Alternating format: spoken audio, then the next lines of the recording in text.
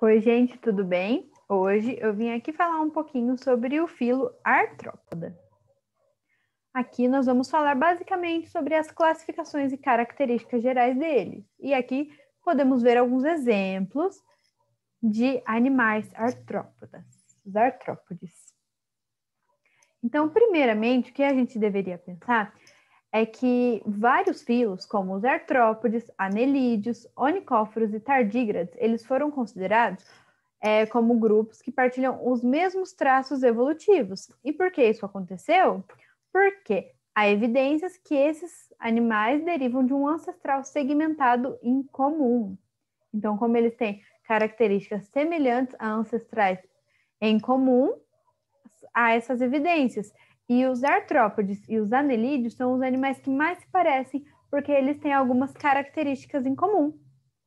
E são elas: a metamerização do corpo, o desenvolvimento embrionário, a arquitetura do sistema nervoso, a clivagem espiral e a musculatura segmentar, que é igual entre esses dois grupos. Aqui eu vou falar sobre algumas características gerais deste filo. O nome artrópoda vem de articulação das patas, e são essas patas articuladas que vão permitir de forma eficiente a movimentação desses animais e também são muito úteis para a sua defesa.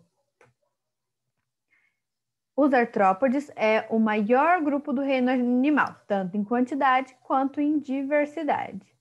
E, por ser a maior quantidade e diversidade, eles ocorrem em todos os ecossistemas, aquático e terrestre.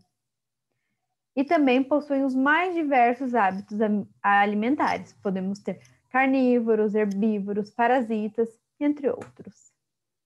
E também apresentam várias importâncias, pois como podemos ver, é uma quantidade de diversidade muito grande.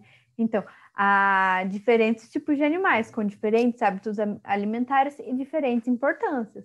Algumas importâncias são: eles são fonte de alimento, transmissores de doenças, pragas agrícolas, agentes polinizadores, entre muitos outros, que poderíamos ficar a aula inteira falando sobre.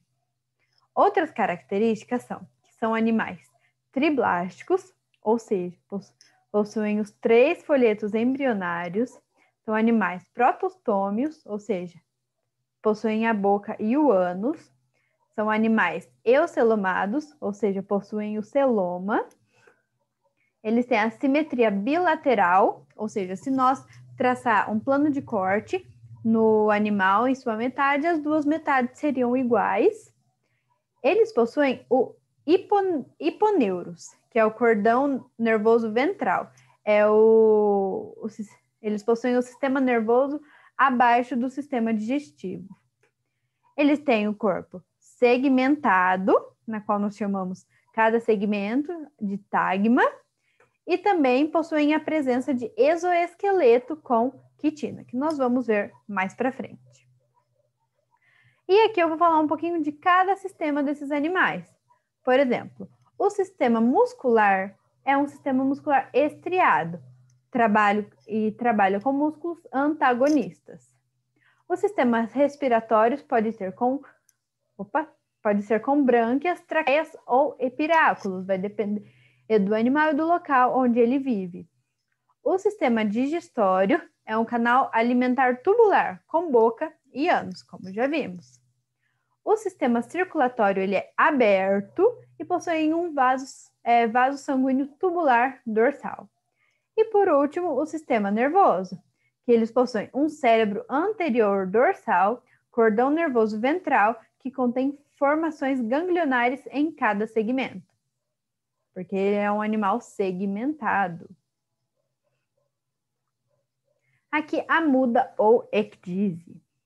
Os artrópodes, eles possuem um exoesqueleto rígido com quitina. E é um dos principais aspectos evolutivos dele, porque esse exoesqueleto é muito importante para esses animais. Foi uma das principais causas da sua evolução e sobrevivência. Porque esse exoesqueleto protege o animal, mas também tem a parte ruim, porque ele é tão rígido que ele impede o crescimento do animal. Aí, para resolver esse problema, os animais passam pelo processo de muda ou ecdise. E o que é esse processo? Como ele ocorre? Então, é assim, o animal ele produz o exoesqueleto e depois, quando esse exoesqueleto começa a ficar pequeno, impedindo o crescimento dele, ele produz um novo exoesqueleto abaixo desse exoesqueleto velho. Então, esse exoesqueleto velho será rompido e antes do enrijecimento, ou seja, antes que o animal possa aumentar de tamanho,